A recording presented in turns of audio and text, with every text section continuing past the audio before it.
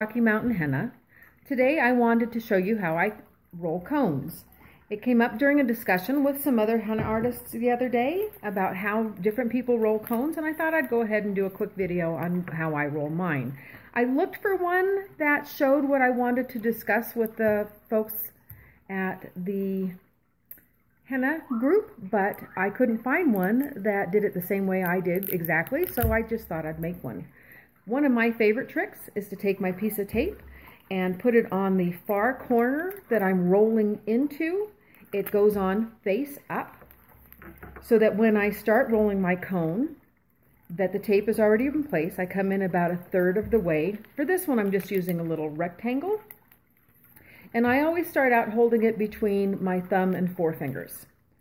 On the far side, opposite the same piece of tape, which is always on the long edge, I begin rolling, and I roll into the center. Then I take my fingers and I put them inside that beginning roll, and I turn. Whenever I let go, I'm always pinching down here so that this shape maintains the size and it doesn't adjust itself. And then I continue rolling into the cellophane. If I don't like the diameter of my cone, I can take this outside edge, the inner edge, and I can pull it tight, and it will adjust the inside diameter for my cone for me. I'm always keeping this down here, pinching this tip to keep it together and tight.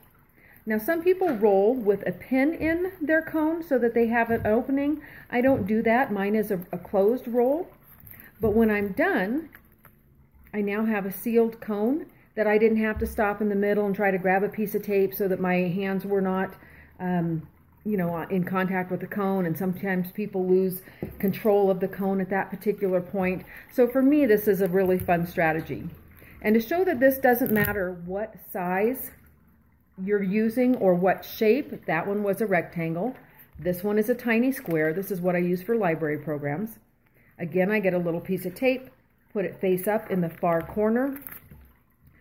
I come in opposite edge and I grab the opposite corner and start rolling into the center. I'm hanging on to the point of the cone that I'm making that has just started to roll. With my thumb in my non-dominant hand, I put my finger into the hole and I continue rolling. This gives me control over all of the layers as I'm rolling.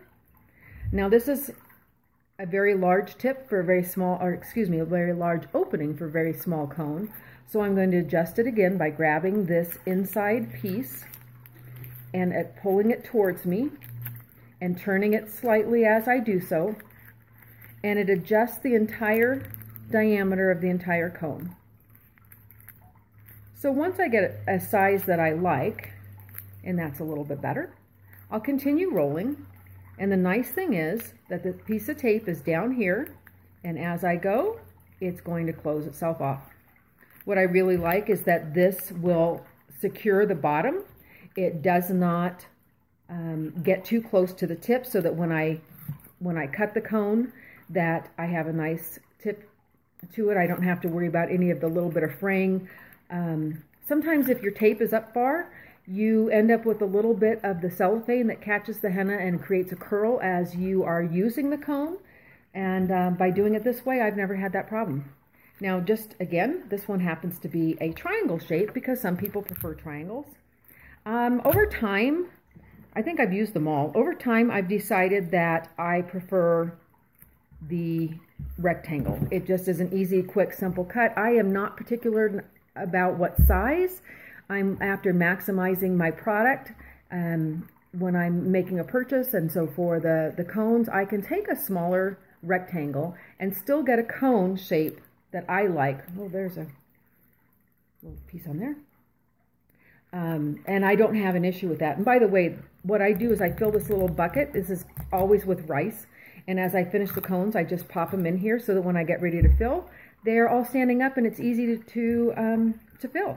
So on a triangle cone, I do the tape just slightly differently. I will put it along the long edge because there is so much material here. I go ahead and do this along the edge. So rather than coming across this direction or this way, I do it into the long edge. Again, I'll come in, about 1/3 of the way, maybe a little bit more, because I don't want to get very close to that tape.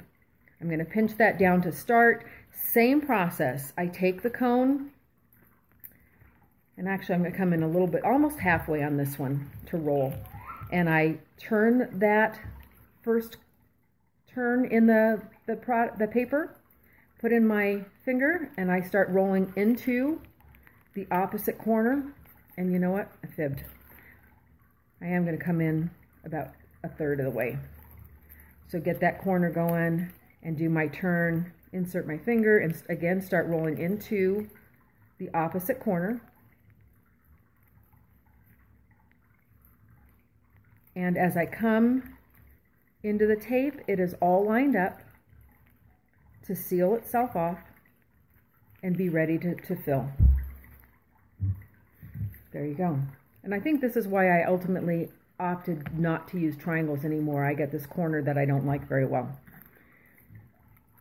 I'm okay with the triangle at the top because I know that this is the area that I'm paying attention to when I'm filling, and I'm only coming up to here so that I can close it off nicely.